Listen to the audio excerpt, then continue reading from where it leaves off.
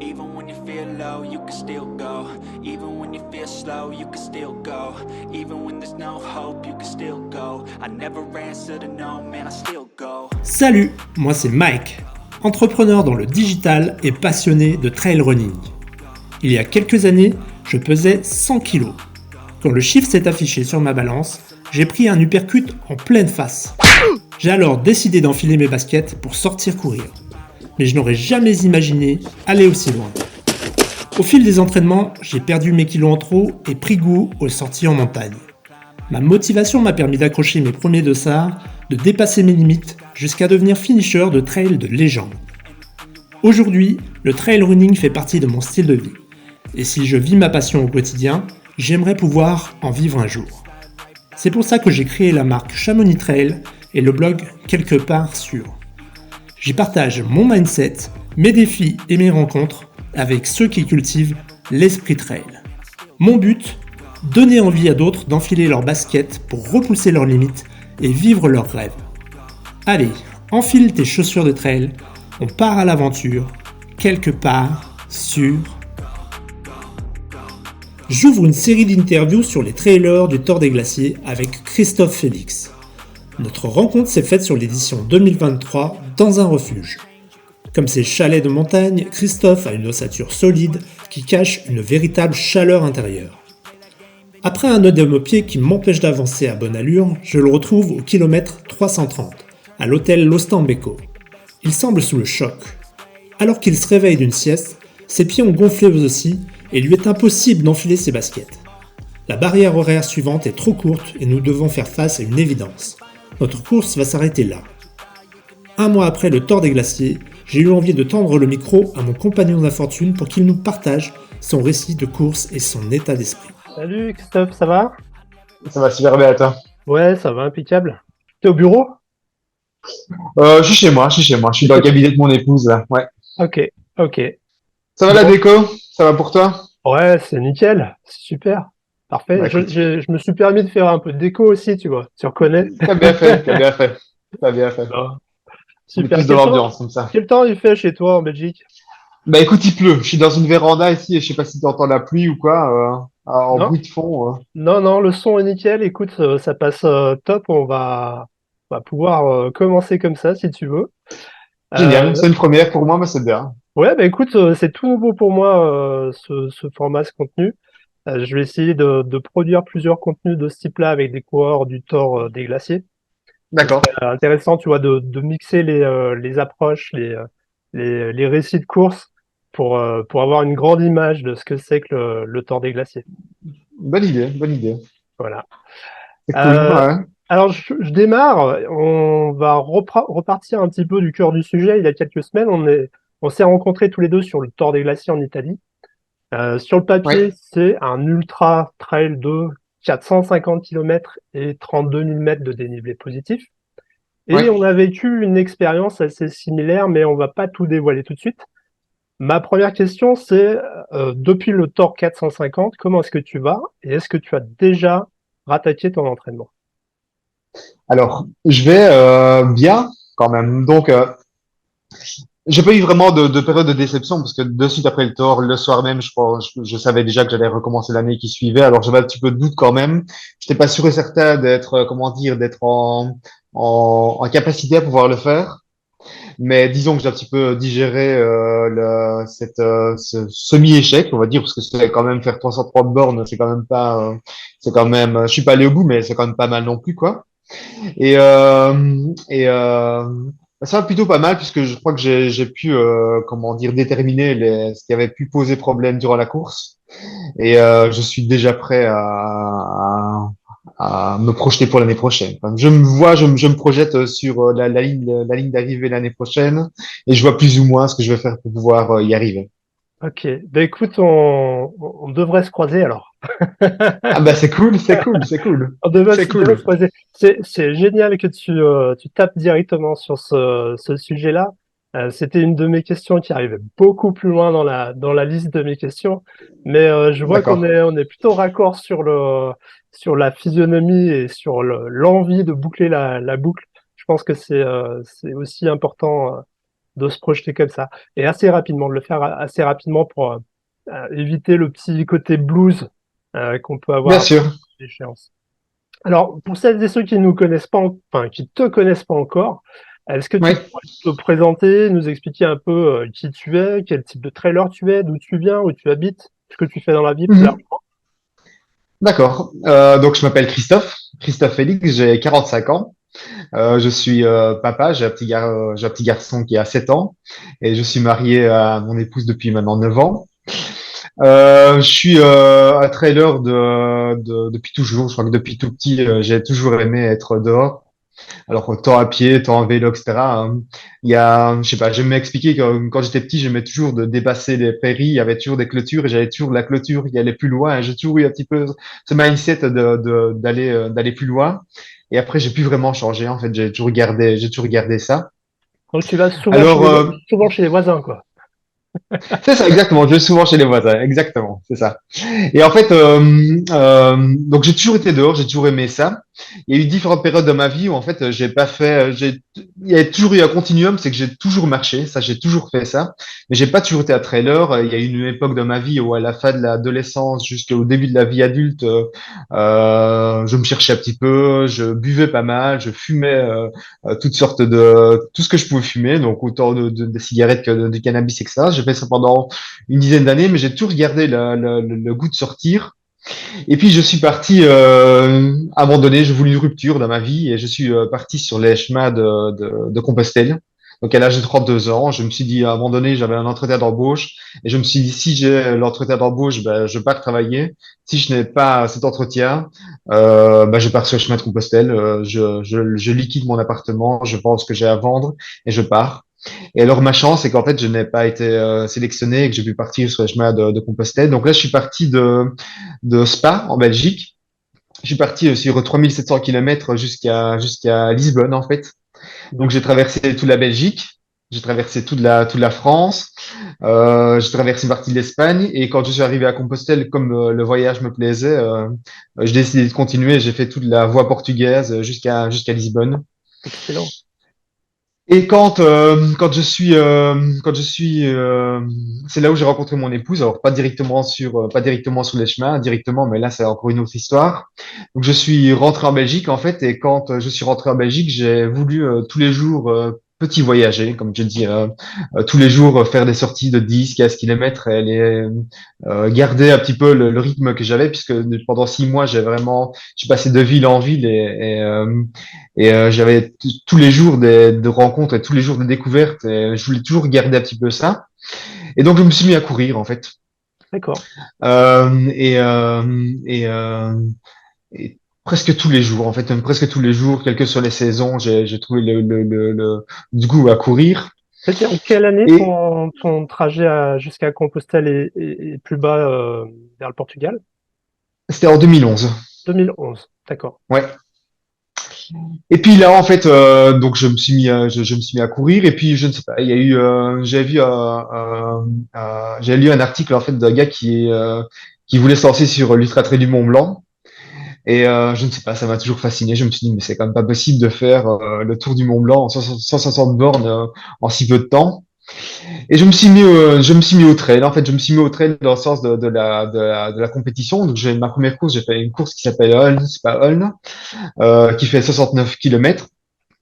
Et je me suis pas trop mal comporté, bien que j'ai fait, mon entraînement partait un petit peu tous azimuts, puisque j'ai fait 69 kilomètres la semaine qui précédait avant, un petit peu paniqué devant la longueur de la course. Mais la course n'est pas si mal passée, et j'ai bien fini la course. Et puis après, de fil en aiguille, j'ai fait des courses ici, j'ai fait des courses là. J'ai eu l'occasion de faire l'UTMB, j'ai eu l'occasion de faire 2 fois la Diagonale des Fous le Tour des Géants, donc que j'ai D'accord. fait en 2017. Je crois qu'il y a une petite inversion dans j'allais dire, un parcours linéaire, UTMB, Tour des Géants et puis Tour des Glaciers. Je crois que tu as fait le Tour des Géants avant de faire l'UTMB. Tout à fait, ouais, tout à C'est fait, juste. ouais, ouais, ouais, ouais, tout à fait, ouais. J'ai fait d'abord une Diagonale des Fous. Ouais. Et donc ça, c'est mon premier ultra que j'ai fait en 2016, qui s'est pas Ok. trop mal terminé. Je l'ai fait en une quarantaine d'heures, donc c'est quand même pas trop mal. Et puis j'ai voulu aller plus loin. J'ai fait le tour des géants. Et puis oui, en effet, l'UTMB. Puis je refais une nouvelle fois la diagonale des fous. Mais là, quand je suis arrivé, j'étais un petit peu blasé en fait. Donc, je me suis dit bon, à quoi bon refaire 36 fois les mêmes courses? Je vais dire, j'avais un petit peu le sentiment d'avoir fait le tour, et puis j'étais un petit peu fatigué de toujours avoir des gens devant moi, toujours avoir des gens derrière moi. Et finalement, ce que j'ai toujours aimé, c'est le voyage à pied, en courant. Et en fait, il y a eu un déclic dans ma tête à l'issue de la deuxième diagonale des fous, c'est que je me suis dit non, il faut que je trouve autre chose. Je vais pas faire 36 courses de 100 miles, je vais trouver autre chose. Et donc là est née l'idée de partir, de faire le deuxième chemin de pèlerinage et de partir de chez moi, de Nivelles, où je vis actuellement, jusqu'à Rome en courant en fait. D'accord. Et Nivelles, donc pour je situer, suis c'est pas très loin de à 20 Bruxelles au kilomètres au sud. sud de Bruxelles. Ouais, c'est ça. Ouais, D'accord. Ok. 20 kilomètres au sud, ouais, ouais, ouais. Et donc, j'ai eu l'idée de faire ça et je l'ai fait en fait. Donc, j'ai fait ça en 23 jours. J'ai eu la chance de pouvoir faire ça. Donc, j'ai fait en moyenne 65, 70 kilomètres tous les jours en moyenne. Alors, premier voyage à Compostelle, c'est combien de jours? Donc, en 180 jours, 172 104. exactement. Waouh, super, C'est super, génial. Ouais, ouais, énorme. ouais. Une expérience de fou et tu retentes enfin, tu retentes un nouveau chemin en 23, combien tu m'as dit, 23? 23 jours, ouais, ouais, 23 ouais, ouais, jours. Ok. ouais, ouais, ouais. Et, Donc, sur et papier, en fait, ouais. sur le papier, les distances sont peut-être un peu plus longues par jour ou c'est similaire? Alors, sur papier, je devais faire 85 kilomètres si je voulais tenir si je voulais tenir mon pari. Parce qu'en fait, Oui, j'ai pris 3 semaines de congé. Et donc, et ça je devait devais rentrer faire dedans. ça. Exactement, ça devait rentrer dedans. Et donc, en fait, je me suis rendu compte au bout d'un temps que, un petit peu comme sur le Thor d'ailleurs, la première semaine, il y a eu pas mal de temps d'adaptation. Mon corps a dû s'adapter. Et j'ai perdu un petit peu de temps la première semaine, en fait, le temps que comment dire, les premières cloches se cicatrisent, le temps que mon corps comment dire, se positionne bien debout, en vie debout, 24 sur 24. Et donc, j'ai perdu un petit peu de temps la première semaine. Et deuxième semaine, ça allait très bien. La troisième semaine, ça allait très bien. Mais en fait, j'ai dû rattraper mon retard et donc j'ai acheté un vélo sur le Fini en vélo. chemin. Et c'est ça. Et j'ai voulu quand même terminer à pied. Donc j'ai fait environ 550 kilomètres en vélo. Ok. Et j'ai terminé les 100 derniers kilomètres dignement, on va dire, jusqu'à Rome. Et Debout. c'était debout, exactement, parfaitement Bien debout, debout.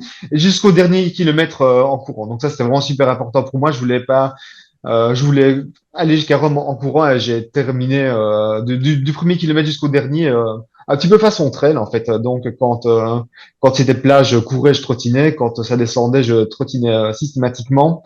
Et quand ça montait, bah, je veux dire, là, j'avais plus tendance à me reposer et à le faire en marchant, quelque sur la pente. Donc ça, c'était un petit peu comme ça. Et quand je suis arrivé à Rome, jusqu'à Saint-Pierre, je l'ai fait en courant, quoi. Donc, ouais. J'imagine que ça va être chargé en émotions quand tu es sur ce type d'aventure, enfin c'est même plus des aventures, c'est des tranches de vie. Qu'est-ce que tu ressens? Est-ce que c'est décuplé? Euh, qu'est-ce que tu prends? Qu'est-ce que tu gardes maintenant avec le recul?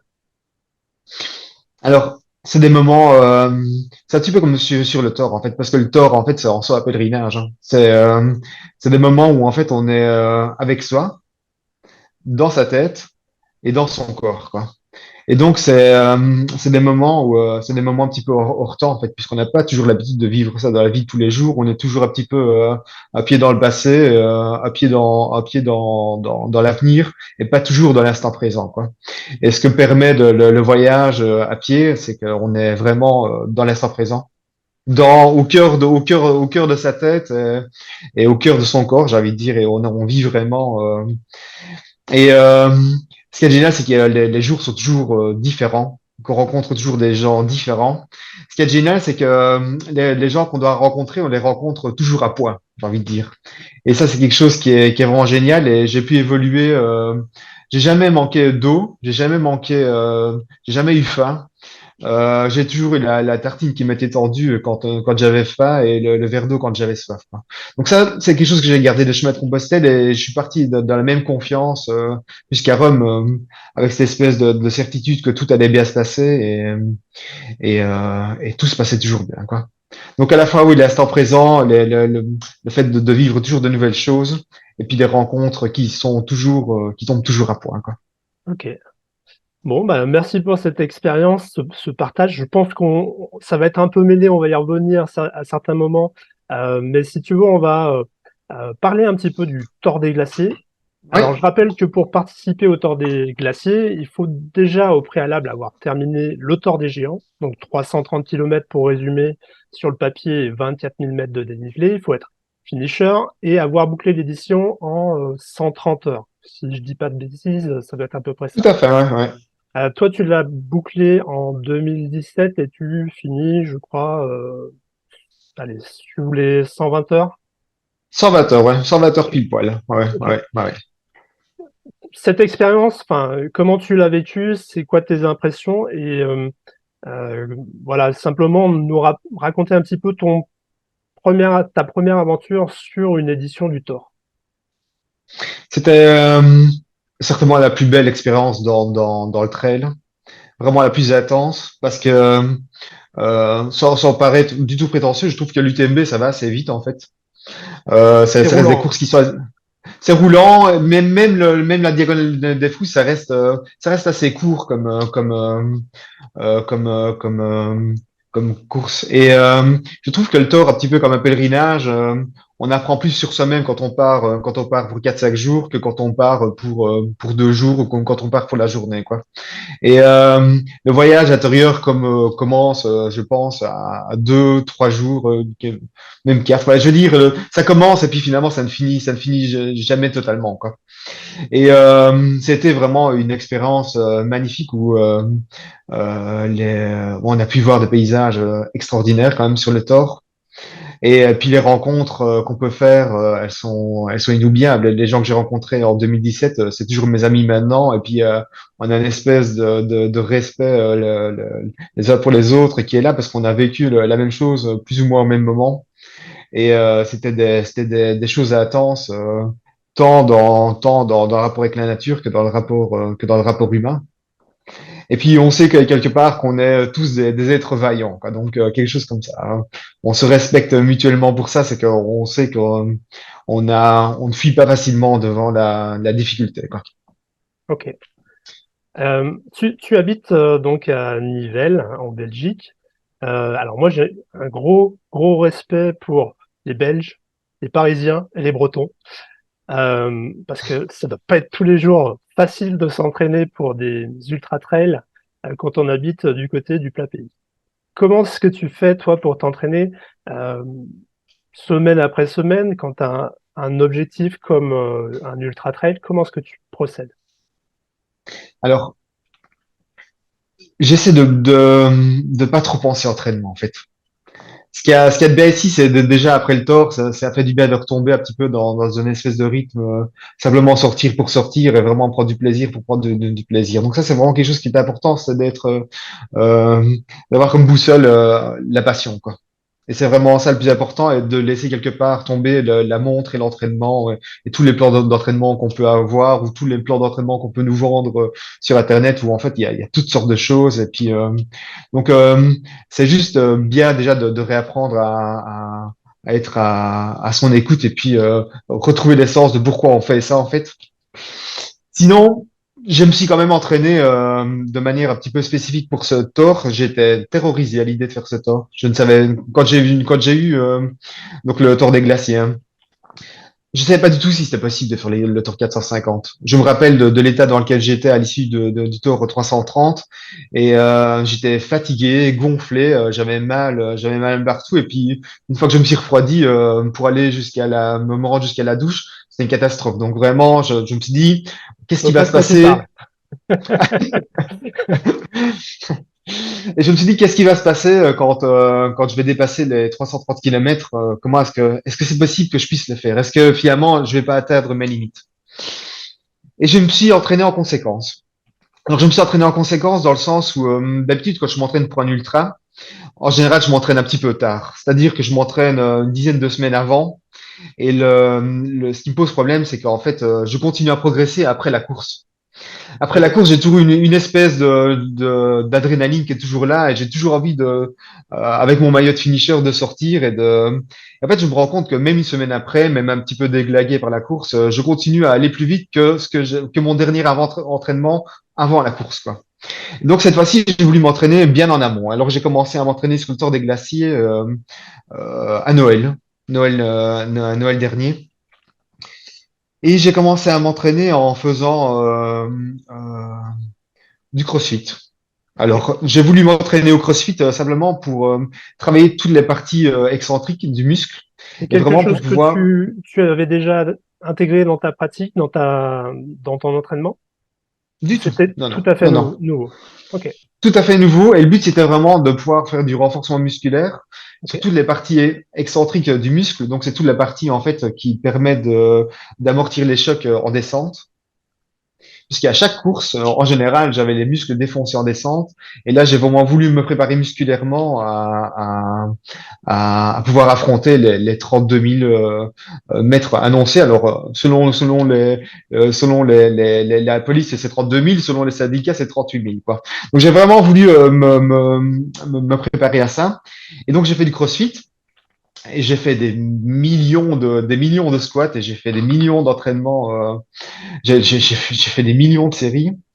Et je voulais faire du CrossFit aussi pour m'entraîner au bâton, avoir une musculature sur la partie supérieure du corps pour pouvoir me servir des bâtons. Parce qu'en général, quand on fait du trail, en fait, on redécouvre les bâtons sur la course et on se retrouve avec des épaules qui sont fracassées après 2, 3 jours. Et là, vraiment, j'ai voulu me préparer à ça et être bon aussi dans la partie supérieure du corps, quoi. Donc, il y a deux fonctions, travailler la partie excentrique des muscles des jambes et travailler la partie supérieure du corps. Donc ça, j'ai changé ça. J'ai commencé plus tôt. Et puis pour le reste, j'ai fait, comme tu dis, en fait, en Belgique, pas de montagne, quasiment pas de dénivelé. Quand moi, je fais une sortie longue, je fais de 30 km, j'ai 200 mètres de dénivelé. C'est une catastrophe, quoi. J'ai vraiment rien. Et je suis allé m'entraîner sur des terrils. C'est-à-dire que les terrils, c'est des, comment dire, je sais pas si tu connais. Si, ouais, je connais un petit peu, c'est lié à l'exploitation de minerais type charbon. C'est ça, exactement. Ouais, Et en fait, on extrayait la terre, le charbon, et en fait, on faisait d'abord un petit monticule, puis une espèce de petite montagne comme ça. Alors quand je dis une petite montagne, ça fait le mont Terril, il fait seulement 80 mètres de dénivelé positif. Et donc je le monte et je le descends, un petit peu comme un hamster. Je monte et je descends toujours tu dois ces croiser deux, trois terrils-là. trailers à l'entraînement, non? Exactement, c'est ça, c'est ça. Je me suis contenté de ça. Et alors, mon épouse est italienne, on va de temps en temps à Palerme, mais alors là, j'allais m'entraîner en montagne là-bas, et je faisais des sorties un petit peu plus longues, Ouais. voilà quoi. T'entraîner Et donc j'alterne. l'estomac aussi pour les pattes et voilà, Non. Ah oui, préparation. c'est ça, oui. Si, si, si, si. Un petit peu tout ça, oui. À manger, oui, c'est ça, à manger de manière lourde, et oui, tout à fait, oui. Ouais. Mais oui, oui. Je dis ça en fait pas du tout. Quand je cours en général, je vais plus courir le matin, je vais plus courir à jeun, hein. Mais c'est vrai que j'aurais dû finalement apprendre à courir L'estomac l'estomac plat. chargé. Ouais, ouais. Oui, oui, c'est vrai. Ouais, ouais, Alors, ouais, ouais. si on prend la température quelques semaines, quelques jours avant le départ, comment tu te sens? Dans quel Extrêmement stressé. ouais, l'état d'esprit, ouais. Extrêmement, extrêmement stressé. Ok. Extrêmement stressé. Extrêmement, ça a été certainement une partie de ce qui a pêché sur la course, c'est que donc la course, on partait le vendredi soir à 20h et je suis arrivé à Courmayeur mercredi à 21h, quoi. Catastrophe. En fait, j'ai pris congé le mardi au travail. Le mercredi, je suis parti à 4 heures du matin de chez moi à Nivelles. J'ai pris un avion jusqu'à Genève. De Genève, je suis allé jusqu'à Chamonix en bus. J'ai attendu une dizaine d'heures pour aller jusqu'à Courmayeur, prendre le tunnel du Mont Blanc. Il y avait le tunnel du Mont Blanc était bouché. Je suis arrivé à 21h fracassé après qu'à 16 heures de route, alors que finalement, si j'avais pris la voiture, j'aurais mis 8 heures. Donc, je suis arrivé fracassé en me disant, en étant stressé que je doive me reposer en 36 heures, en fait. Et donc, un petit peu comme quand tu sais que tu dois t'endormir et que tu sais que tu dois te reposer le jour avant la course, c'est le meilleur moment pour ne jamais dormir et c'est sur le moment où tu ne t'endors jamais et tu passes la nuit à regarder le plafond. Et là, c'était le cas, en fait. Donc, je suis arrivé fracassé et j'ai eu du mal à me reposer. Et je me monitore via ma montre Garmin. Et en fait, au moment du départ, au moment où j'ai voulu rentrer euh,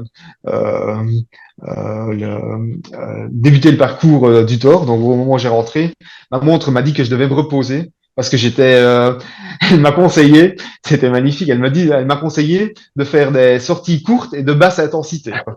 Donc juste sur la ligne du tort, quoi. Donc c'était vraiment une catastrophe. J'avais une variabilité cardiaque qui était au plus bas, en fait, qui était à 43.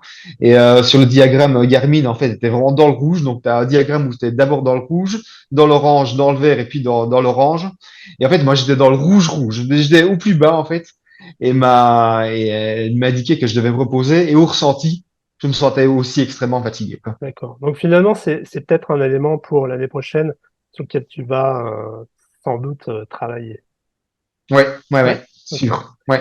Dans les éléments, justement, dans la projection, la stratégie que tu peux avoir sur une course, est-ce que la stratégie de course sur le Tour des Glaciers, tu en avais une? Non, non, non, non, non, non, Pas non, du tout. T'es non, allé vraiment freestyle. pas du tout. Ouais, Je pars et puis je verrai bien. ouais, ouais, ouais. Vraiment, je fais partie d'une petite équipe qui s'appelle Born to Run à Nivelles. Ok. Et en fait, je suis allé revoir, à l'issue de la course, je suis allé revoir le vendeur du magasin qui me connaît bien. Et il m'a dit, t'es vraiment allé naïvement, en fait, parce que je t'ai posé la question de savoir si tu avais regardé un petit peu le parcours, si tu t'étais préparé. Et moi, j'y suis allé comme je suis allé un petit peu d'habitude, c'est-à-dire à la découverte. À l'aventure. Et alors là, je me suis pris le Tour des Glaciers en pleine tronche, quoi. Là, vraiment, à 200 km heure, je me suis pris un mur en pleine face parce que je m'attendais pas du tout à une course, pas du tout à une course comme ça. Ouais. Donc je me suis pas préparé et même quand je suis arrivé, j'ai parlé à un bénévole qui a fait le Tour des Glaciers. Et moi, je pensais que c'était un tour des géants qui était plus long, en fait. Plus long en distance et plus haut en dénivelé. Il m'a dit, il a rigolé, en fait. Il m'a dit non, c'est pas du tout ça. C'est très compliqué du début jusqu'à la fin. C'est très technique du début jusqu'à la fin. Et ça n'a rien à voir avec ça n'a rien à voir avec le tour des géants. Ouais. Et il avait raison. Juste pour donner deux, trois éléments, je crois qu'il y avait à peu près huit sommets à plus de 3000. Et c'est franchement très technique. Il y a beaucoup de Mhm. cailloux, beaucoup de caillasses et en montée et en descente dans tous les sens et des passages aériens, des passages techniques sur des échelles. Faut pas avoir peur du gaz. Ça c'est aussi un élément à prendre en compte. Je sais pas si dans ta préparation, tu vois les passages un peu sensibles, tu as travaillé sur ces points-là ou pas? Pas du tout. Pas du tout. Pas du Pas de tout. roco. Tu Pas disais du que tout. tu es parti en Italie, Pas t'as du pas tout. fait de roco. Tu Ça n'a rien à voir en fait, parce que là vraiment, c'est les Alpes où on passe du temps à plus de 3000. Donc même là, je veux dire, j'étais essoufflé à 3000. J'ai pas l'habitude d'être ici, je vis à 70 mètres d'altitude. C'est presque une histoire belge de vouloir aller faire le tour des glaciers, alors que ici, je vis à 70 mètres d'altitude. Donc je n'étais pas du tout préparé. Quand j'étais à 3000 mètres d'altitude, j'étais très, très essoufflé. Donc j'avais pas du tout de préparation. Tout ce qui est via ferrata, connaissance de la montagne, j'avais pas du tout en fait.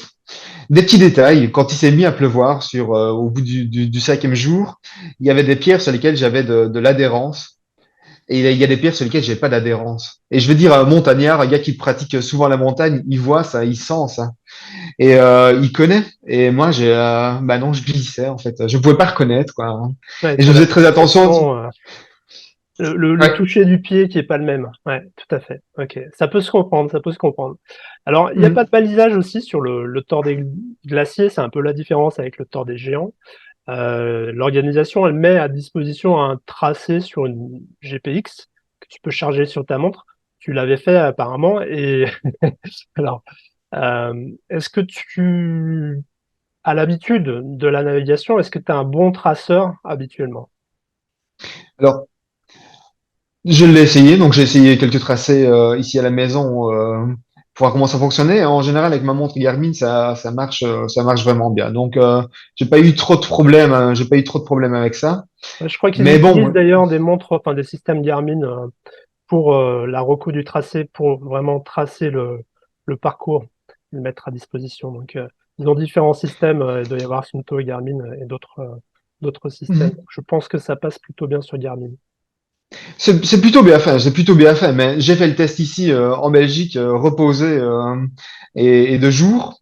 Il n'en est pas du tout de même de quand tu te retrouves la nuit sans balisage dans un pierrier à rechercher les petites marques jaunes et les petites flèches jaunes sur les pierriers la nuit, mais en plus de surcroît quand on est très fatigué. C'est la navigation, c'est quelque chose, c'est un poids dont on ne se rend pas compte. On se dit, bah, ok, la trace sont là, mais c'est quelque chose qui est très très fatigant, pardon. Et par comparaison, quand on est retourné sur le tracé du Tour des Glaciers, mais quel repos quand même de se retrouver sur un chemin qui est balisé. On peut se projeter au loin. Alors, faut se Et méfier, hein. Faut se méfier parce que moi, je me suis fait avoir deux, trois mhm. fois où effectivement, on reprenait le chemin du Tour des Géants, une portion commune avec les trailers du Tour des Géants. Et il faut faire gaffe de bien retrouver le tracé au bon moment parce que sinon, tu Ouais, fuis. Tu as tendance c'est à ça. suivre le troupeau et puis Mhm. t'embarquer sur le Tour 330, quoi. Ouais, ouais, tout à fait, ouais, tout à fait. Il faut faire super gaffe à ça. Non, bien sûr, bien sûr. Mais de manière générale, c'est quand même méga reposant de Ouais. pouvoir se projeter. Et puis, comment dire, la nuit, euh, avec la fatigue, avec le chemin qui est assez sinueux, compliqué, de devoir ne pas pouvoir se projeter sur le chemin, de devoir regarder sa montre en continu, c'est quelque chose qui était vraiment fatigant. Et je trouve vraiment que d'avoir les balises, c'est vraiment quelque chose qui repose parce qu'on peut voir de près, mais on peut voir aussi de loin. On peut déjà plus ou moins se projeter sur la direction générale dans laquelle on va. Et j'ai vraiment trouvé ça reposant, quoi. Ouais, Ok. Alors, on est dans le sas de départ à Courmayeur, en ouais. Italie, et là, tu as des watts à fond, le speaker qui chauffe la foule à fond, à bloc. On est à quelques minutes du départ, et qu'est-ce qui se passe dans ta tête, dans ton corps? J'étais un petit peu absent, je crois. J'étais un petit peu absent, quoi. J'étais un petit peu, déjà un peu fatigué et un peu, c'était le moment de faire la sieste pour moi, en fait, quelque chose comme ça. C'est con à dire, mais je me rappelle pas être, d'avoir été hyper conscient du moment, en fait. Je me suis dit, bah, ok, on part, et puis voilà, mais j'ai pas eu, j'étais pas vraiment là, en fait. J'étais Ouais. pas vraiment là. J'étais un petit peu dans ouais, un petit peu dans, je sais pas, Je devrais être dans un lit. dans un état un petit peu second, quoi. Ouais, ok, ok. Alors, Ouais, de Courmayeur, la première base de vie à Cogne, il y a à peu près 160 kills. C'est l'équivalent ouais. d'un UTMB, hein, pour situer. En dénivelé, c'est kiff-kiff. Comment ça se passe pour toi, cette première partie? La première partie, elle est très compliquée quand même, je trouve. Très compliquée jusqu'au refuge de Deli Angeli, très compliqué, je trouve. C'est parti. Moi personnellement, ce qui a été compliqué, c'est que le parcours était compliqué, très technique. Mais ce qui était compliqué, c'est que d'habitude, moi sur une course, j'ai plus l'habitude d'être dans le percenti 10, 15. En général, je suis dans les 10, 15 premiers pourcents de l'avant de course. Et Ah, ça, je tu l'ai pas pars plutôt retrouvé. fort. Tu pars plutôt fort. C'est pas ça, c'est que même, non, en général, je pars assez cool, mais à la fin, je termine plus ou moins dans les 10-15%, les premiers. Et donc, en général, j'ai plus tendance à faire, je pars toujours dans les derniers, en fait. Ça me sécurise et, C'est vrai? je fais Pac-Man tout le long de la course, quoi. Et si j'ai voulu mettre la même stratégie en place, sauf que j'ai pas du tout été Pac-Man, en fait. C'est que tous les gens c'est le niveau est très élevé sur le Tor. Donc mon propos c'est de dire que le parcours était très technique en soi, mais d'être confronté à des personnes qui ont terminé le Tor, un, on termine pas le Tor comme ça, deux, terminer le Tor en moins de 130 heures, c'est en soi un double exploit. Et de se retrouver sur une course où les gens ont tous ce niveau-là, humainement, c'était compliqué parce que j'essayais d'accélérer par moment. Je m'excitais, je m'énervais, je me dis, c'est pas possible, je l'ai largué au bout d'un temps. Et en fait, pas du tout, quoi. Les gens T'étais étaient extrêmement, ouais. extrêmement forts, hein. T'étais vraiment dans un mode compète. Moi, je l'ai senti, j'ai senti cette différence entre le début du Thor des glaciers et un petit peu plus loin, 2, 3 jours plus tard, où vraiment il y avait un esprit de compétition au début, au démarrage, Mhm. et puis ça s'est détendu au fil du temps. T'as dû ressentir la même chose. Ok, on est plutôt raccord. Alors Ouais, ouais, ouais. ouais, la grosse difficulté sur cette première partie, c'est l'enchaînement entre le passage du Grand Néron. Donc pour résumer, c'est une via ferrata à main nue et le col Lozon qui est à 3 300 mètres d'altitude. Dans quel état mental, physique tu te trouves sur cette section-là? C'était avant le Grand Néron, je savais pas que j'allais vers le Grand Néron déjà. Inconnu. Et c'était très très technique pour monter jusque-là. Et par moments, sans truc, sans faire de, sans aller trop là, je crois que j'aurais pu vraiment y laisser ma vie en fait. À un moment donné, j'ai perdu le balisage et au passage du col, je suis allé, je sais pas pourquoi, je suis allé plus loin. J'ai continué sur le pierrier en fait, et j'ai évolué sur le pierrier et à tout moment, je me dis mais c'est pas possible. Si jamais je me pose sur cette pierre-là, je vais basculer, je vais me retrouver dans un éboulement. Donc je trouvais pas ce col. J'étais fatigué et je sais pas pourquoi, je me suis dit qu'il devait sûrement être par là. En fait, il devait avoir un passage un petit peu plus bas peut-être. Et en fait, je me suis rendu compte que c'était pas par là du tout. Il y a d'autres coureurs qui sont venus et qui m'ont indiqué le chemin. Et il faut aussi se dire qu'en fait, sur cette portion-là, je dis peut-être n'importe quoi, mais j'ai l'impression qu'il y a une vingtaine de kilomètres entre les deux refuges. Et il faisait très chaud, il y avait 24-25 degrés, quelque chose comme ça. Et je suis parti avec l'eau que je devais prendre, mais j'avais déjà plus d'eau à ce moment-là, en fait, sur le T'as, Grand Néron. t'as rajouté des kilomètres finalement. Donc, je me suis perdu. J'ai eu peur, vraiment. Je me suis dit, mais je vais y rester. J'étais sans eau. J'ai passé le Grand Néron. Alors là, la descente, elle est stressante en soi, parce que là, effectivement, on passe par des via ferrata, on descend une échelle sur une quinzaine de mètres. Enfin, c'est vraiment la catastrophe. Et puis, on contrôle pas tout. Vraiment, c'est un aspect qui est vraiment très compliqué. C'est qu'en fait, il y a des gens au-dessus de moi. Et à un moment donné, il y a une personne qui se met à descendre la via ferrata. Et à un moment donné, je lui ai dit, mais wait a minute. Attends 2 secondes, parce que je me suis dit, si jamais tu tombes, mon garçon, t'as l'air un petit peu excité, tu tombes sur moi et tu m'entraînes dans ta chute, quoi. Hmm. Donc vraiment, il y a soi, il y a la montagne, mais il y a les hommes qui sont aussi dangereux, je trouve. Stress, donc vraiment, c'est vraiment une catastrophe. Et puis, à un moment donné, en fait, il y avait une différence entre le balisage qu'on pouvait suivre d'habitude entre les points jaunes et les flèches, et la trace que j'avais sur ma Garmin, quoi. Donc, je me suis dit, quelle est la trace, quelle est la bonne trace? Est-ce ma montre ou est-ce le balisage? Du stress, quoi. Après, juste avant le col de Lozon, j'ai fait une petite pause à quart d'heure où bah, j'ai essayé de récupérer, mais je pouvais pas récupérer trop longtemps parce qu'en fait, il y avait surtout une urgence, c'était celle de boire en fait. Et puis j'ai attaqué le col du Lozon. Alors au début, ça part, c'est assez cool quand même, c'est assez serpenté et puis on prend pas beaucoup de dénivelé. Et puis à la fin, c'est vraiment, ça sèche vraiment parce que ça reste vraiment, ça reste compliqué à passer quand même. Et Tu te ravitailles pas dans les cours d'eau? si, si, Si? par-ci par-là, ouais, si, si, Ok, ouais, si, si, si, si. Autant que possible. Ouais, ok. ouais. Ouais. Et j'ai passé cet enchaînement-là. Effectivement, c'est certainement un des enchaînements les plus compliqués quand même. Après, ça reste toujours compliqué, mais cet enchaînement-là, il reste vraiment très compliqué. Et puis, il a vraiment tendance à, oui, à vraiment assécher, quoi. Vraiment. Donc après ce passage du Grand Néron, on descend sur le refuge,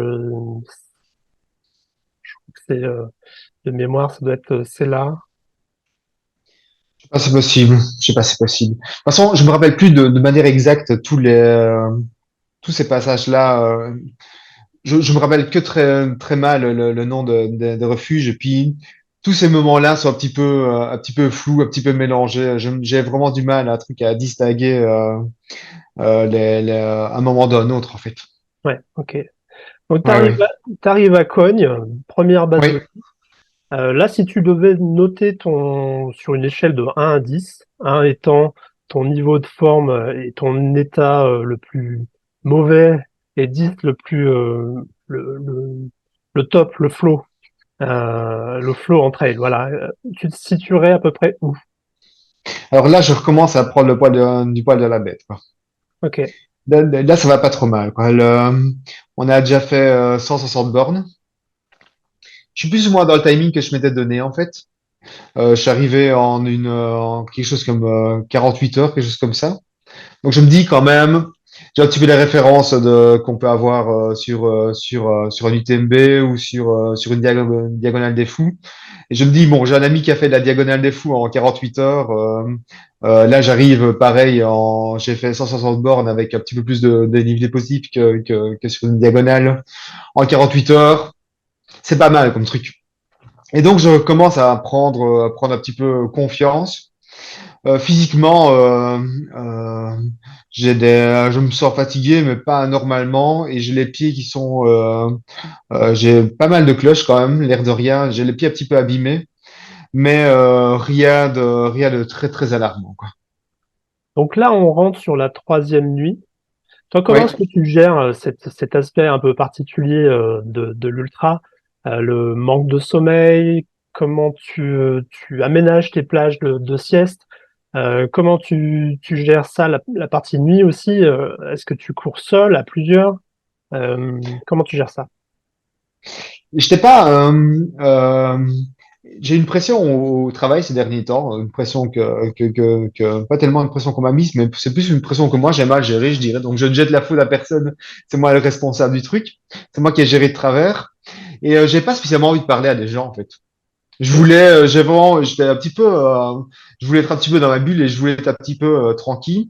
Et c'est quelque chose qui a pêché. Puisque d'habitude sur une course, j'aime bien de prendre une locomotive d'user cette locomotive-là et puis de partir derrière, donc toujours en mode Pac-Man. Et là, je suis resté un petit peu tout seul, un peu agacé en me disant par moment, bah non, je vais soit accélérer, mais accélérer, ça ne fonctionnait jamais puisqu'ils étaient toujours aussi forts que moi. Et parfois, j'ai plus tendance à me dire, bah, ok, je les laisse passer et puis voilà. Donc, j'ai pas été vraiment beaucoup dans les relations avec les autres trailers. Et De ta course, tu traçais au ouais, ressenti. ouais, ouais. Ok.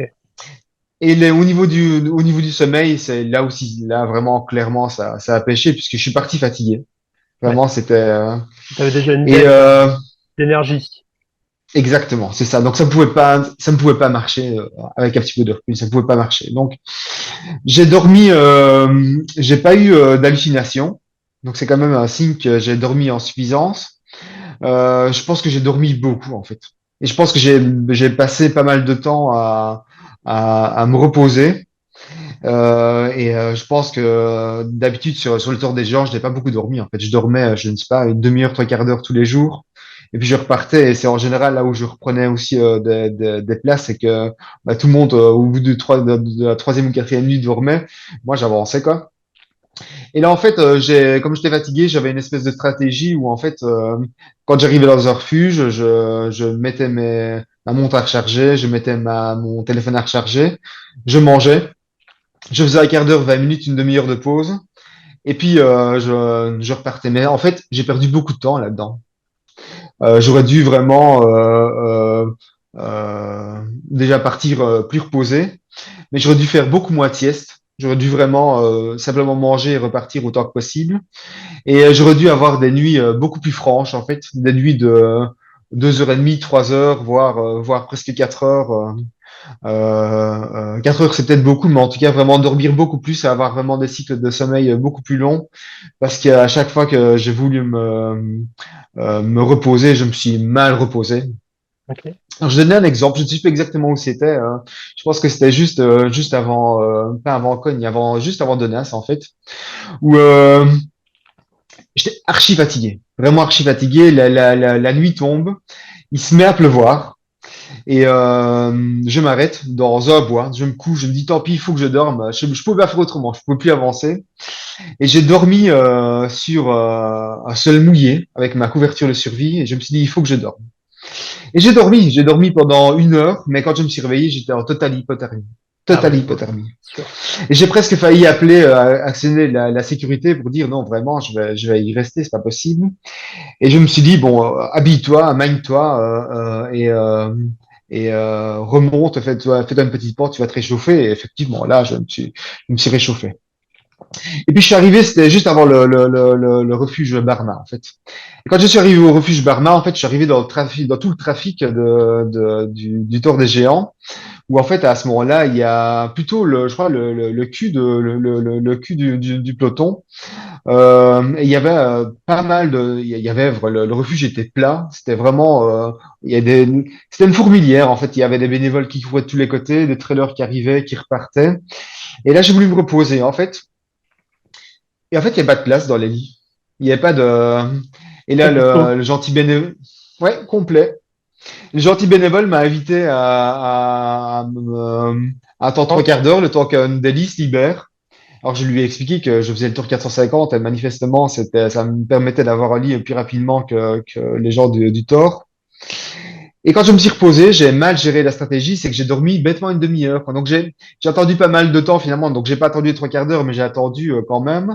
Et j'aurais dû me reposer plus franchement. J'avais un lit, j'étais au chaud, c'était le moment de se reposer. J'ai dormi une demi-heure, comme ci, comme ça, moyen, parce que malheureusement, il y a parfois où on tombe mal, et on tombe sur des trailers qui ne préparent pas leur sac juste avant de rentrer dans le refuge, mais qui le préparent, qui sortent tout leur matériel frontal au front dans le refuge. Et je me suis drapé trois faisceaux de lumière en dormant. J'ai mal dormi, enfin. Catastrophe, je suis parti après une demi-heure sans m'être reposé, en étant plus fatigué, je crois encore un petit peu par la nervosité. Je suis reparti. Et là, à un moment donné, sur le chemin, il y avait une cabane de berger. Je me suis dit, bah, c'est le moment de te reposer. Je me suis arrêté là. Le berger avait laissé un petit peu de foin, un petit peu d'herbe, une espèce de matelas quand même. Et alors, j'ai dormi un petit peu comme je pouvais, donc j'avais presque, il me restait plus qu'une couverture de survie. Donc là, je me suis dit, j'ai utilisé une bâche qui était là sur place, et j'ai dormi avec une bâche. J'ai très mal dormi. En fait, je me suis réveillé avec, je sais pas, il devait y avoir des câbles dans mon dos, un truc comme ça, vraiment les catastrophes. J'ai mal dormi. Autrement dit, j'ai passé une nuit à vouloir me reposer. J'ai perdu beaucoup de temps. Je me suis pas reposé du tout, et je me suis vraiment retrouvé fatigué, et puis en déficit de temps, quoi. D'accord. Donc ouais, Et vraiment, donc, c'est pas le sommeil de qualité que tu as pu trouver, quoi. Tu non, cherches, mais tu n'arrives pas à trouver le bon endroit, le bon moment, le bon timing pour récupérer des forces. je gère mal. Ouais, je gère vraiment mal. Alors sur un autre plan de la gestion, l'alimentation, Mhm. dans les refuges, sur les bases de vie, comment tu t'alimentes? Comment tu gères cet aspect-là? Et est-ce que tu as des troubles liés à l'alimentation, à la digestion plus particulièrement, parce que c'est un des gros facteurs d'abandon en trail running. Là, ça c'est au début, je suis parti, donc je suis parti avec, je suis suivi par une nutritionniste, donc je suis parti avec des tas de conseils que je n'ai pas du tout suivis parce que je me suis très vite retrouvé en déficit j'ai très vite fait des IPE, donc vraiment dès le départ, juste avant le refuge d'Eli Angeli, en fait, j'étais vraiment sec, Je crois que t'es pas le seul. sans, Ouais, il y a beaucoup de coureurs qui m'ont dit, enfin, qui étaient dans le dur sur cette section-là, et elle a fait beaucoup de dégâts, hein. et là exactement, j'étais vraiment très sec et vraiment un IPE. Et dès ce refuge-là, j'ai mangé autant que possible, en fait. Autant que possible. Donc vraiment, je suis chaque fois parti avec l'estomac plat, en prenant un maximum de calories, parce que même si on mange tout ce qu'on est capable de manger, on sera quand même en déficit calorique, en fait. Ouais. Et donc, ma consommation de calories journalière. J'étais aux alentours de 8000, 9000 avec le métabolisme de base. Et donc, on peut manger tout ce qu'on veut on sera de toute façon en déficit. Alors, sauf si on fait comme Mike Horn qui boit 2 litres d'huile d'olive sur la banquise pour tenir bon. Là, je vais dire, même en prenant toutes les pâtes, en prenant toutes les lasagnes, en prenant tout ce qu'on peut prendre, on sera de toute façon en déficit. Donc, je mangeais autant que possible. Ok. Alors sur la section entre Cogne et Donas, il y a 65 kilomètres, donc on arrive à peu près au kilomètre 227. C'est la moitié du parcours. Quand tu arrives à Donas, est-ce que tu t'arrêtes généralement pour des soins, kiné, ostéo, soins médicaux ou pas? C'est quoi ton habitude? Alors, je m'étais arrêté à Denain, sur le Thor. Mhm. Là, je pense que c'était la moitié du Thor, donc on arrive plus ou moins vers le 150e kilomètre, 160e, un truc comme ça, je pense, sur le Thor. Et là, j'avais fait une bonne sieste. J'avais dormi 2h30, 3 heures. D'abord, j'ai pris une douche pour être sûr de bien dormir. Je m'étais alimenté et j'avais fait une bonne sieste. Et j'ai voulu me faire masser, mais je m'étais fait masser, mais finalement, c'était une perte de temps, ça, parce que, encore une fois, j'ai dû faire la file, je dis encore une fois, mais en fait, je ferai une pause plus tard à Gressoney, ici, sur le Tour des Glaciers. Et là, pareil, à Denasse, je m'étais arrêté pour faire un massage, mais finalement, j'ai pas trouvé que le massage me servait à grand chose. J'ai plus perdu du temps. Et alors là, quand je m'arrête, en fait, comme j'étais en déficit de temps, je commençais à prendre du retard sur le timing que je m'étais donné. Je suis parti assez vite en fait. Je suis parti assez vite, donc je me suis arrêté 20 minutes, quelque chose comme ça. Ok. J'ai commencé à m'agiter en fait. Ouais, tu as repris du poil de la bête. Est-ce que c'est dans la perspective des barrières horaires ou c'est quelque chose que tu Pas avais encore, appréhendé, non. ça? Parce Pas que encore, non. c'est vrai que sur le Tour des Glaciers, elles sont beaucoup plus short que sur le Tour des Géants ou sur d'autres courses de manière générale. Et parfois, ça peut être inquiétant. Ouais, Donc, pas à ce moment-là en fait. Pas à ok. ce moment-là. À ce moment-là, je commence à penser aux barrières horaires. Je commence tout doucement à me dire que je vais jouer avec les barrières horaires, mais j'avais pas visionné l'importance d'arriver à Gressoney à un certain moment, quoi. Ouais. Et d'arriver et là, je suis reparti plus vite possible. Je me suis dit que j'allais jouer avec les barrières horaires, parce que finalement, à ce moment-là, il n'était plus question du tout de. Moi, je m'étais donné, je pensais être plus haut dans le classement, arriver plus tôt en fait. Mais là, je me suis rendu compte que finalement, je m'étais pris le tour des glaciers en pleine face et j'ai bien diminué mes attentes. Et je me suis dit déjà de terminer, ce serait déjà quelque chose de magnifique. Et je vais jouer avec les barrières horaires. Et je comprendrai plus tard que il faut arriver à agressionner à certains moments. Il faut arriver à agressionner si possible vers 13h, 14h. Je pense que c'est le mercredi, je pense, je ne sais pas. Et pour pouvoir avoir le temps d'arriver à Champillon, je pense, Ouais. à la Le, dernière barrière horaire, ouais, tout à fait. qui elle est très, C'est pardon. la plus cassante, c'est la plus piégeuse, je crois, du parcours. C'est vraiment un champignon, Ouais, effectivement. Alors, on s'est croisés sur le refuge après les crêtes de Coda. ouais, Je crois on a échappé une averse de grêle mémorable. Je sais pas si t'es passé ouais. juste à temps aussi, mais euh, Mhm. c'était un beau charnier. Dans la descente après Coda, je crois qu'il s'est mis à pleuvoir aussi. Ouais. Comment t'as géré cette partie-là? Est-ce que c'était plus difficile? Est-ce que c'était plus pénible? Parce que je sais qu'il y a beaucoup de trailers qui ont subi cette nuit après. C'était compliqué, hein. On a eu quelques jours de beau temps. Et là, il fallait gérer. J'ai couru, marché toujours avec un t-shirt, même la nuit, même quand il faisait plus frais. Et là, arrivait le vent, arrivait la grêle, arrivait la pluie. Et, euh, et puis, c'est comment dire, c'est un petit peu complexe, mais au moment de préparer mon sac, je reste un petit peu sur les quelques jours de beau temps, quoi. Donc, je dis bon, si jamais il fait mauvais, il ne fera pas bien mauvais, etc. Et je ne l'ai pas visionné que quand on se retrouve vraiment dans des hautes altitudes, la nuit, à quel point il peut faire frais. Et là, vraiment, je ne le savais pas, en fait. Je ne le savais pas. J'ai déjà fait des longs traits, mais je sais pas, sur un UTMB, on ne doit jamais à plus de 2005. Sur la Diagonale des Fous, on va à 2002, je pense, quelque chose comme ça. On ne monte jamais très haut, quoi. Donc là, je n'ai pas visionné que l'importance d'être bien habillé à de telles altitudes et avec la météo qui peut vraiment vriller d'un coup. Ouais, Et c'est puis vrai que vraiment, dans l'équipement, alors juste pour rappel pour ceux qui sont pas encore trop au fait du temps des glaciers, dans l'équipement, et c'est la petite différence avec des trails côté belge ou France, c'est que le côté italien, l'équipement, il est limite. C'est-à-dire que tu pars un peu comme tu veux. Il n'y a pas une liste avec des bullet points interminables. Tu mets ce que tu veux dans ton sac quasiment. Donc tu peux voyager léger, mais gare à toi quoi. ouais, tu peux le faire en slip si tu veux. Tant que tu as ta carte d'identité dans ton slip, tu peux le faire, quoi. En gros, voilà, avec une poche sur le côté Ouais, éventuellement. voilà, c'est ça. Ouais, Ok. voilà, c'est ça.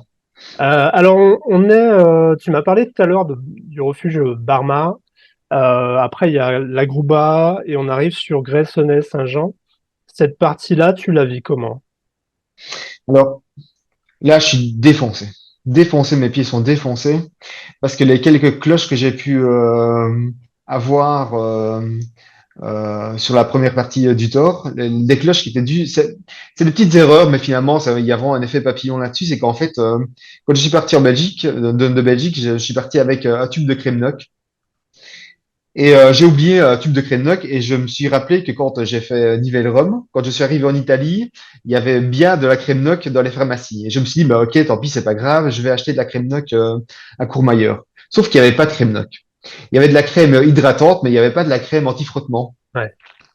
Et arrivé au bout d'un certain temps dans la course, j'avais plus que cette crème hydratante, mais plus, j'avais plus de la crème Noc anti-frottement. Et mes pieds, du coup, s'en sont retrouvés irrités par la chaleur, parce qu'on transpirait énormément et ça a généré des cloches. Et ces cloches, une fois percées, avec la pluie, une fois qu'il s'est mis à pleuvoir, sont devenues terriblement irritantes. Et j'ai vraiment eu, je me suis retrouvé avec une dizaine de cloches au pied qui étaient avec lesquelles je pouvais vivre, mais qui ont été vraiment source de grandes souffrances juste avant de Gressoney. Et là, je me suis dit, à Gressoney, j'avais pas vraiment, tout à l'heure, je disais qu'il faut arriver à Gressoney à 14 heures, mais durant la course, je n'avais pas conscience de ça. Donc, je suis arrivé à Gressoney aux alentours de 16 heures.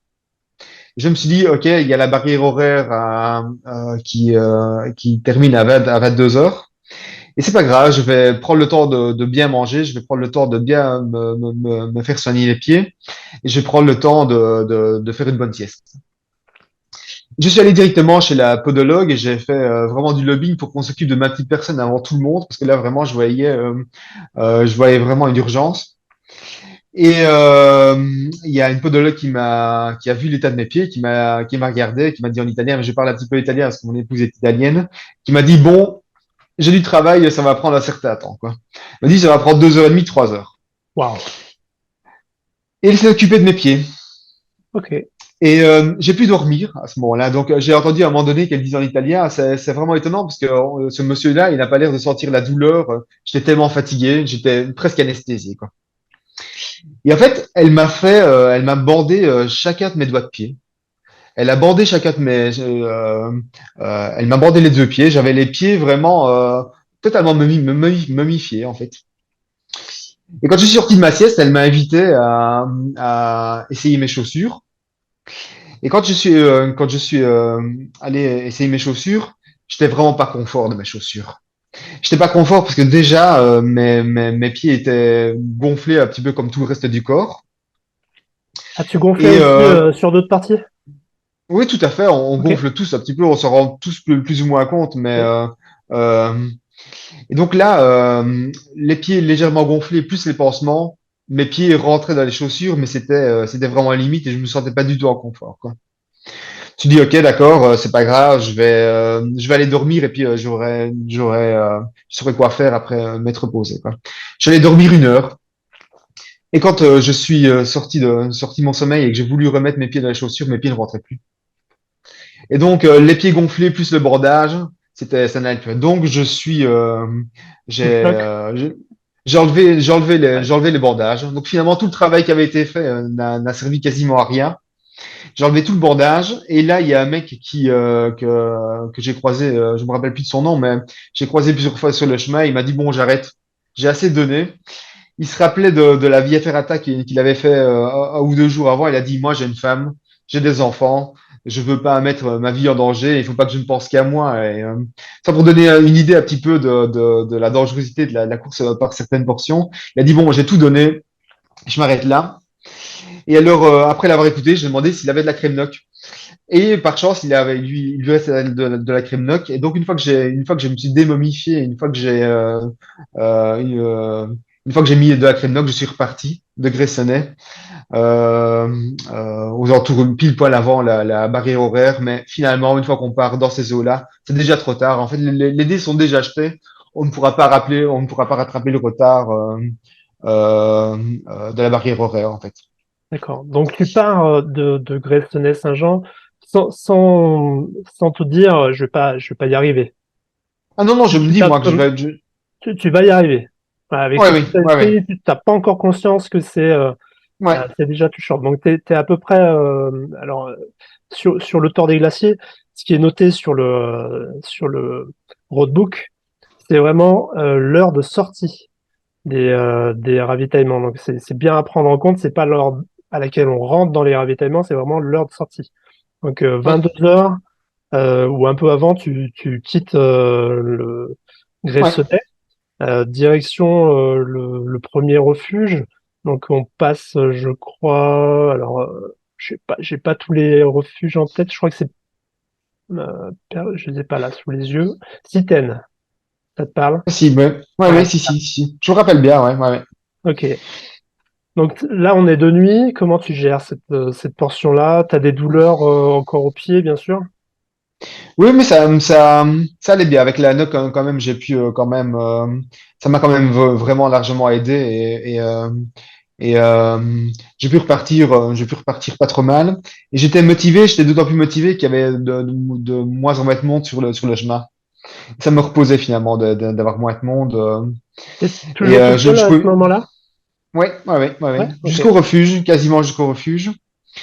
Et alors, juste avant le refuge, c'est des petites choses, hein, c'est des petits détails, mais qui pèsent un peu mentalement. C'est que là, je me fais rattraper par un mec bon, moi, je me suis tapé un entraînement de CrossFit et j'arrive, je suis pas fit, mais bon, je suis pas trop mal. Et là, je me fais rattraper par un mec qui est un peu bedonnant, quoi, avec un petit peu de ventre. Et je me dis, mais c'est quand même pas possible. Je vais jamais.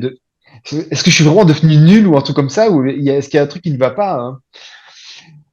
Le mec bedonnant et moi, on mange un petit peu, puis finalement, on va dormir. Moi, je vais dormir 1 heure et je repars.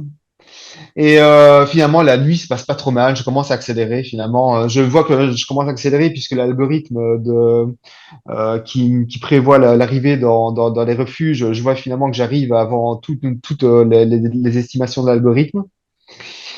Et la nuit se passe pas trop mal, je trace pas trop mal jusqu'au refuge suivant. Donc là, c'est un refuge qui était tenu par deux jeunes étudiants, je pense. Je me rappelle plus c'est un petit refuge, ça va pas, un petit refuge privé. Guide Frachet, dit Frachet? Exactement, Ouais, c'est ça. exactement. Donc là, t'avais redescendu. Il y a une variante, on nous a fait prendre une variante. C'est une des particularités aussi sur cette édition, c'est qu'il y a eu deux changements de parcours en cours de Thor. Une variante, donc on devait passer un peu plus haut, hein, je crois, normalement. Moi, j'ai pas que du tout, tu me l'apprends aussi, moi, j'ai pas du tout conscience de cette variante-là. Donc moi, je suis resté sur le chemin initial, hein. Alors j'ai dû confondre. C'était peut-être pas sur ce passage-là. Mais oui, donc tu arrives à ce refuge-là, dit Frachet, ouais. Ouais, bien, comme d'hab, bien, comme je pense à l'époque, donc je me repose, je charge ce que je dois charger, et je fais une Là, petite c'est sieste, et quelle heure puis à peu près? c'était en début de matinée, je pense. Début de matinée. Je pense, ouais, je pense. Peut-être un petit peu plus tard, je ne sais pas, je me rappelle pas exactement. Ok. Et là, je repars, pas trop mal, je me paume un petit peu parce qu'en fait, il y avait une portion qui se retrouvait sans réseau. Alors, je ne sais pas pourquoi, parfois, Garmin m'expliquait que je ne sais pas ce que ça pouvait faire de se retrouver sans réseau. Là, je l'ai su, parce que je me suis paumé et j'ai dû descendre et remonter des chemins pour pas grand-chose. Pour des prunes, j'ai surtout perdu pas mal de temps. Je crois que j'ai fait Et ça, ce passage-là, précis, aussi. on Ouais, s'est ouais. tous paumés, là, hein. Ouais, je Ouais, crois hein. qu'il y a un truc. Ouais, ouais. Et puis là, finalement, on monte tout doucement vers le serveur. En fait, on passe par les. Et là, ça va pas trop mal. Donc là aussi, je pense que je, j'avance pas trop mal. Et puis en plus, il y avait pas mal de descentes, etc. Je savais qu'il y avait pas mal de descentes jusqu'au refuge Stambeko, etc. Et après le refuge, il y avait encore pas mal de descentes et pas mal de plats. Donc je me trouve pas trop mal. Là, mon épouse m'appelle. Elle me dit que juste avant l'hôtel Stambeko, elle me dit qu'elle va arriver, que c'est une surprise pour moi. Et, mais curieusement, ça me sort de la course en fait. J'ai fait la course C'est à pied à sans l'extérieur. Ouais, assistance. ouais. C'est ça. Et des petits détails, c'est des micro détails, mais euh, j'avais ça qui était pas facile à, à, j'avais du mal à retirer toutes les cordes qui me permettent de le serrer en fait. Et donc je l'ai pas souvent dans mon sac. Et juste un petit détail comme ça, c'est que mon petit garçon m'avait passé une peluche à lui, son ancien doudou, et je lui avais promis que je ferais la course toujours avec son doudou sur le sac. Et là, en fait, le doudou, je l'avais laissé dans le fond de mon sac et je voulais pas le décevoir, en fait. Donc, je me suis dit, OK, je vais devoir préparer mon sac pour le voir. Des petits détails comme ça. Mais ce que je dis, c'est peut-être n'importe quoi, mais quand tu te retrouves au milieu de la nuit et que tu sais que tu dois faire pipi, il y a parfois où c'est peut-être une histoire bête, je ne sais pas, hein, mais il vaut mieux aller de suite parce que si tu n'y vas pas de suite, tu sais que tu vas rester 3 heures sans dormir, te dire, faut que j'aille pisser, faut que j'aille pisser, mais finalement, tu ne dors jamais et tu perds beaucoup de temps à l'idée d'aller faire pipi, mais en fait, tu n'y vas jamais, quoi. Et là, dans l'idée, je suis resté, je sais pas, 1 heure ou 2 avec cette idée de me dire, merde, je vais devoir foutre le doudou de mon fils sur le sac et finalement, je suis resté, ça m'a sorti de la course, quoi, ce que j'ai voulu dire. Et j'arrive à l'hôtel Stambeko. Euh, bien. Il se mettait à pleuvoir, mais c'était pas si grave. Euh, et alors là, on arrive dans cet hôtel. C'est vraiment, il y a un gros contraste entre Les refuges. oui, il y a un gros contraste avec le refuge, puis surtout avec la météo. Il y a un gros contraste. On arrive, on a vraiment beaucoup de confort d'un coup d'un seul. J'arrive à 16 heures. Ah, t'y Je me arrives pose. tôt. Ouais. Ouais, t'y arrives Je tôt. me mets ah ouais, Par super rapport tôt, à hein. moi. Je me mets à me reposer. Je mange pas mal. Mais là, en fait, il y avait un problème, c'est qu'en fait, effectivement, il fallait activer une variante peu de temps après, en fait. Et j'avais mis toutes les variantes dans ma montre, sauf la variante 4, la variante qu'on devait utiliser. Et là, je me retrouvais sans ordinateur, je sais pas comment je pouvais le faire avec mon téléphone, etc.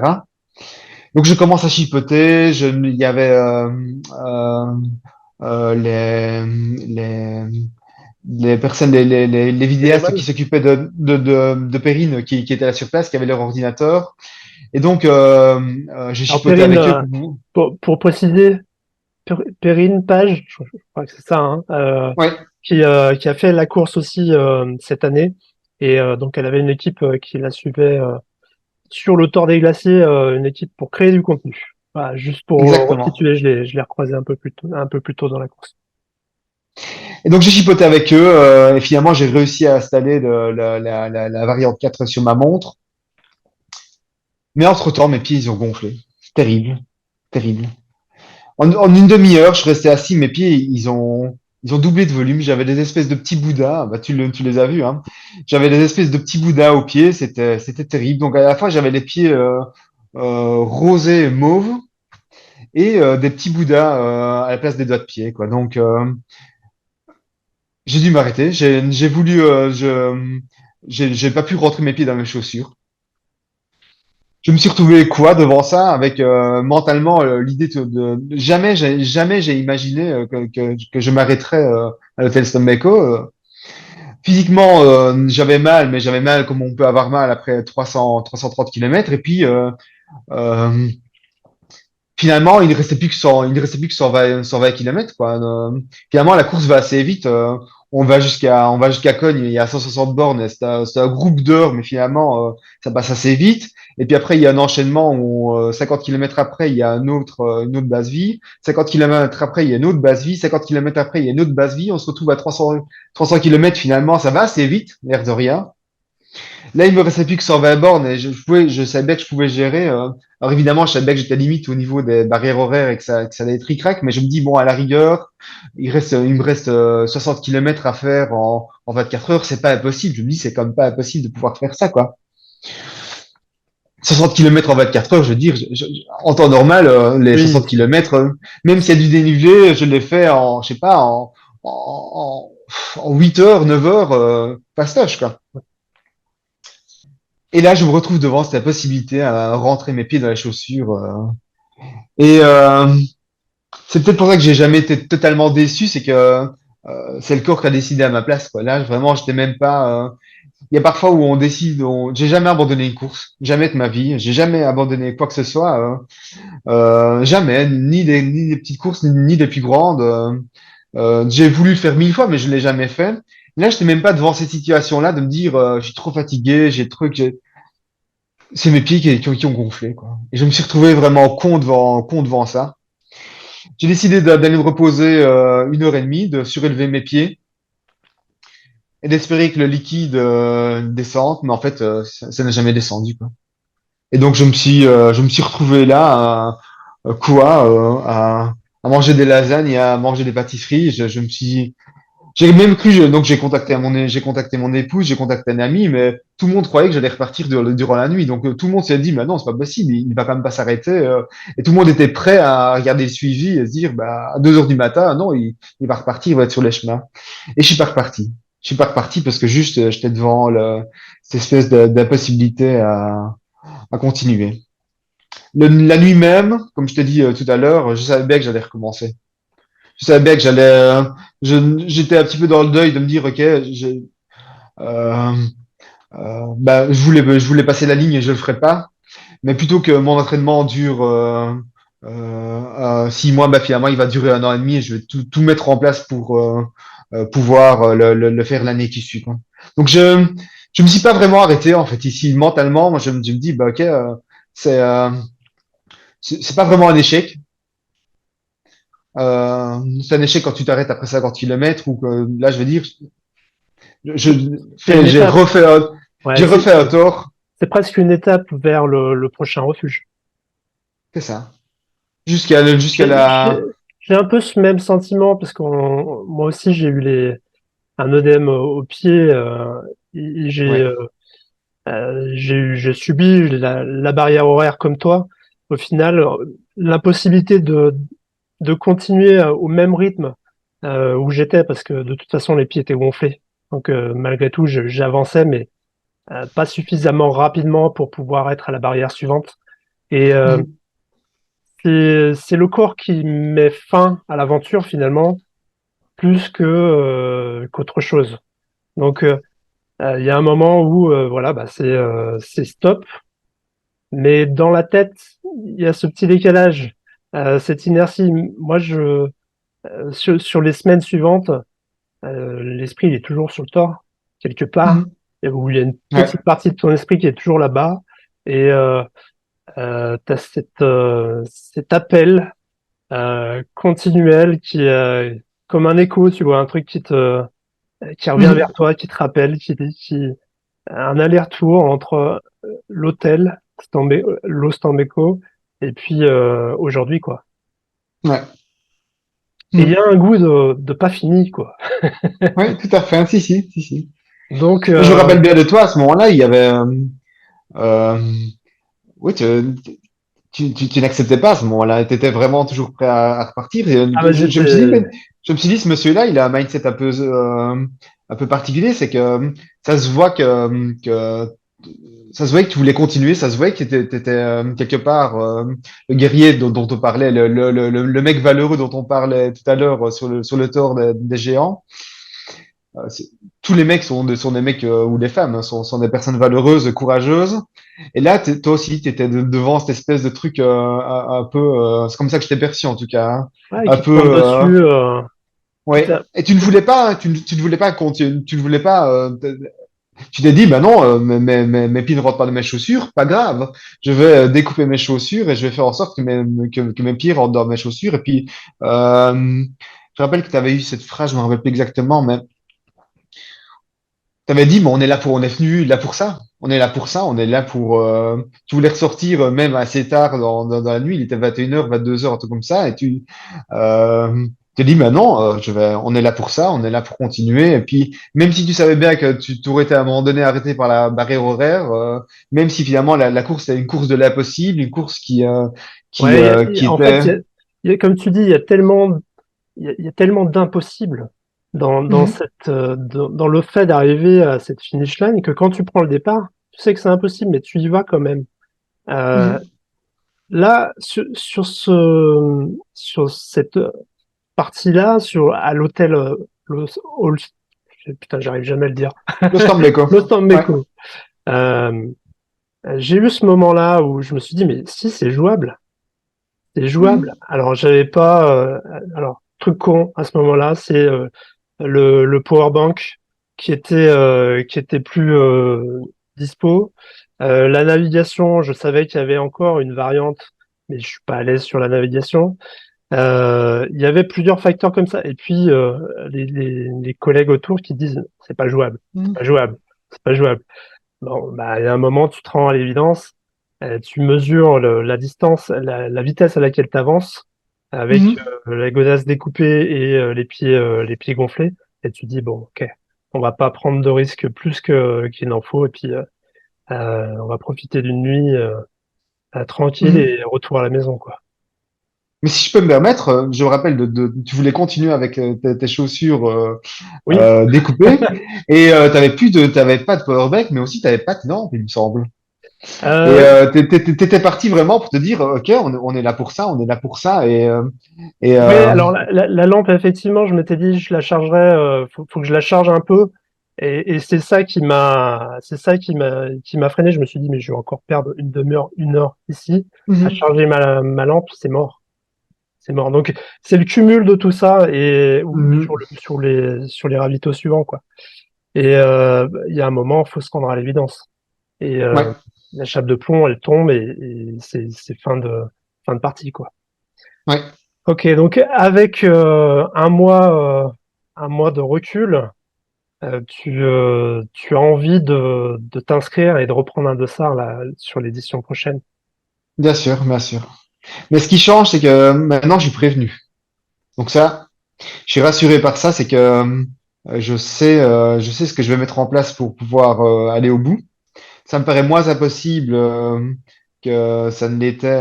Il y avait quand même une espèce de doute quand même dès le départ, de me dire, c'est d'ailleurs la raison pour laquelle je me suis inscrit, je me suis dit, mais est-ce que c'est possible de faire 450 bornes dans ces conditions-là?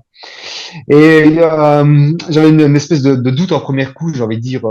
Euh, Extérieurement, je disais que je pensais que j'allais y arriver. Au fond de moi-même, les pieds ont gonflé, je pense, là où ma tête pensait déjà s'arrêter, quoi. Quelque chose comme ça. Je me demandais si je pouvais passer les 330 kilomètres. Là, j'étais déjà conditionné quelque part. Je sais pas le rôle du psyché là-dedans est quand même assez puissant, je crois. Ici, je me visionne sur la ligne d'arrivée. Alors, je me visionne effondré. Je m'imagine m'effondrer euh, comme vaporisé, comme truc, vraiment sur la ligne, mais avec l'envie de quand même rester digne et de rester bien droit physiquement, quoi. Tu vas construire comment ton année euh, de maintenant jusqu'à la prochaine édition du Tour des Glaciers? Est-ce que tu vas ajouter des trails en off? Est-ce que tu vas plutôt partir sur des compétitions? Comment est-ce que tu imagines ça? Est-ce que tu as déjà réfléchi à quelque chose? Et est-ce que tu as déjà des prochains trails sous le coude? Alors, oui, je vais faire les choses différemment, parce que sinon, si je fais la même chose, j'obtiendrai le même résultat et c'est pas le but, quoi. Je vais faire plus de trail déjà. Donc, je vais me remettre un petit peu à la compétition parce qu'en fait, j'ai plus fait de compétition depuis la Diagonale des Fous. Finalement, j'ai refait une fois GRP. Alors, je dis ça, c'est quand même 220 kilomètres, mais je l'avais fait sans trop m'entraîner et puis je l'avais fait juste pour le plaisir. J'ai plus fait de compétition depuis 2 ans et demi, 3 ans, quelque chose comme ça. Là, je vais quand même me remettre dans le bas du trail. Donc, je vais quand même faire quelques trails, plus ou moins longs, pour quand même me remettre avec un dossard et me retrouver un petit peu l'esprit de compétition, et pas me mettre en mode pèlerinage, etc. Parce que c'est pas un pèlerinage. Ça reste un pèlerinage, mais pas le même rythme. Je vais faire le même entraînement. Je vais continuer à aller au CrossFit. Je vais continuer à faire le terril, mais je vais plus faire le terril de la même manière. C'est que je vais faire le terril. Le terril, en fait, il y a dénivelé plus ou moins de 19%, 17, 18, 19%. En fait, là, je vais faire le terril vraiment de face. Puisque c'est vraiment ce qu'on vit le plus souvent sur le tore, on a très souvent des pourcentages de 30, 35, voire 40%. Et parfois, la montagne, on la monte de face, j'ai envie de dire. Donc, je vais changer. Et puis, le truc majeur que je vais changer, c'est que je vais passer beaucoup, beaucoup plus de temps à pied, beaucoup plus de temps en randonnée, puisque le gars bedonnant dont je parle tantôt, ça devait être certainement un excellent randonneur plutôt que d'être un excellent trailer. Je pense que si on met ce gars-là sur un trail de 30 km, je pense que il arrive dans les derniers, mais je pense que c'est un excellent marcheur, certainement, et que c'est un gars qui devait bien connaître la montagne. Et c'est un gars surtout qui a dû passer du temps sur ses deux pieds et qui doit marcher quelques heures par jour, ceci et cela. Et je pense que avant le tort, peut-être je vais aller faire une reconnaissance une nouvelle fois du tort, mais surtout je vais passer du temps, passer beaucoup de temps, je pense à marcher. Et je pense que je vais aller faire des sorties dans les Vosges, des sorties dans le Jura d'une semaine, je pense, ou 2 semaines, quelques temps avant le tort, histoire de bien préparer mes pieds, de vraiment avoir un cuir, j'ai envie de dire, qui est disposé à Bien tanné. affronter ce qu'on a affronté, quoi. Exactement. Ok, Exactement. super. Eh ben écoute, justement, comment est-ce qu'on peut suivre ton aventure? Est-ce que tu es sur les réseaux? Est-ce que tu partages du contenu? Ou est-ce qu'il faut attendre le jour J sur le Tour des Glaciers 2024 et s'abonner à Christophe Félix sur la chaîne du Thor? Comment est-ce qu'on fait? Alors, j'ai, il y a quelques personnes qui me suivent, donc j'ai une page Facebook qui est dédiée à mes petits voyages, à mes petites sorties, etc. Je vais dire, moi, je ne suis pas vraiment, je n'aime pas trop me mettre en avant. C'est la première fois que je fais cet exercice-ci, et puis ce que je préfère, c'est plutôt que je préfère 1000 fois le vivre, je préfère 1000 fois être dehors plutôt que d'en parler. Je trouve ça 1000 fois mieux. Toutefois, j'ai une petite page Facebook qui s'appelle Christophe le Petit Pèlerin. Le petit pèlerin, c'est le nom qu'on m'avait donné sur les chemins de Compostelle. C'est une dame qui m'appelait mon petit pèlerin. Et Ok. donc, j'ai gardé ce nom-là. Et alors, j'ai une page Instagram comment dire, que je ne nourris pas, que je nourris vraiment quand j'ai une belle photo à mettre et qui porte le même nom, en fait, Christophe le petit pèlerin. Bon, super. Eh ben écoute, moi je te donne rendez-vous déjà en 2024 sur le Tour des Glaciers. D'ici là, on Allez, aura peut-être l'occasion de se croiser sur un trail. Mais en tout cas, allez. merci beaucoup pour le moment d'échange qu'on a eu aujourd'hui. Je pense que ça va donner des billes à pas mal de trailers, de traileuses qui hésitent peut-être à se lancer sur des formats plus longs d'ultra, qui hésitent peut-être à se lancer sur le Tour des Géants, qui hésitent peut-être à faire la conversion Tour des Géants, Tour des Glaciers. Je pense que il y a peut-être des petites lumières qui vont s'allumer en Belgique, en France et un peu partout. Et merci pour cet échange. Et Génial, puis, merci à toi. ouais, bah, avec plaisir. Et puis, merci à tous pour votre écoute et on se retrouve très bientôt dans un prochain podcast vidéo. J'aurai l'occasion d'interviewer d'autres trailers, d'autres trailers, j'espère, qui ont participé au Tour des Glaciers. Ciao, bye bye. Merci. Au revoir. Salut. Merci d'avoir écouté cet épisode palpitant de Quelque part sur. J'espère que ce récit vous aura donné envie d'enfiler vos baskets, de partir à l'aventure ou de relever de nouveaux défis pour faire un pas de plus vers vos rêves. Découvrez les futurs épisodes en vous abonnant au podcast. Je vous invite aussi à découvrir le blog quelquepartsur.com soutenu par Chamonix Trail. Vous pouvez me contacter via Insta ou LinkedIn. Je vous dis à très bientôt pour de nouvelles aventures et n'oubliez pas que le trail, c'est wild. C'est wild. Even when you feel slow, you can still go. Even when there's no hope, you can still go. I never answer to no, man, I still go.